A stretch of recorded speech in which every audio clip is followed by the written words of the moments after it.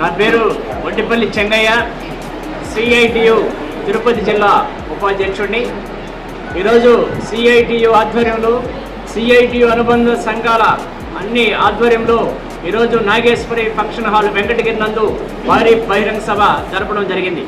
ఈ బహిరంగ సభలో పిలిపివ్వడం ఏమనగా ఈ నెల 30వ తేదీ అసంఘటిత రంగానికి సంబంధించినటువంటి కార్మికులు, అట్లాగే మున్సిపాలిటీ ఈ రంగాలకు సంబంధించిన కాంట్రాక్ట్ అవుట్ సోర్సింగ్ పద్ధతిలో పనిచేసినటువంటి అన్ని రంగాల్లో వివిధ డిపార్ట్మెంట్లు వివిధ శాఖల్లో పనిచేసినటువంటి కాంట్రాక్ట్ అవుట్ సోర్సింగ్ పద్ధతిలో పనిచేసినటువంటి వాళ్ళందరూ కూడా 30వ తేదీ కలెక్టరేట్ ఆఫీస్ వద్దకు రావాలి. కలెక్టరేట్ ముట్టడి కార్యక్రమంలో పాల్గొని కనీస వేతనాలు 20,000 రూపాయలు ఇచ్చే వరకు మన పోరాటం కొనసాగించే దీనికోసం అందరూ తరలి రావాలని చెప్పేసి ఈ సందర్భంగా పిలుపునిస్తున్నాం.